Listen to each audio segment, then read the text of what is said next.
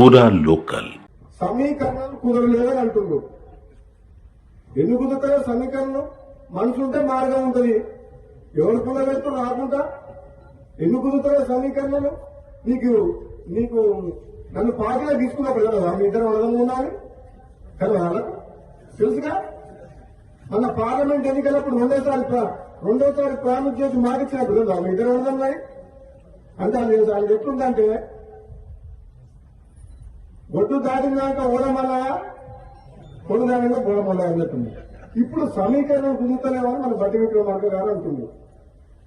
ఏం కుదురుతలేవు? 9 మంది ఎమ్మెల్యేలు ఉన్న ఖమ్మం జిల్లాలో 3 మంత్రులు ఉన్నారు. ఎంతమంది ఉన్నారు? 11 మంది ఎమ్మెల్యేలు ఉన్నా నల్గొండకు 3 ఉన్నారు తప్ప మహబూబ్నగర్కు ముఖ్యమంత్రి ఇచ్చినాం కదా మనం. రేవంత్ రెడ్డికి ముఖ్యమంత్రి ఇచ్చినప్పుడు ఇద్దరన్న మీద తప్పేంది? ఇదే నమ్మడం లేవన్నా తక్కువ ఇద్దరికిద్దరే గట్టలనే ఇద్దరం. నేనేమంటున్నా, పదవి ఎవరికి ఎప్పుడు ఇవ్వాలని కాంగ్రెస్ పార్టీ అధిష్టానం నిర్ణయం తీసుకుంటుంది.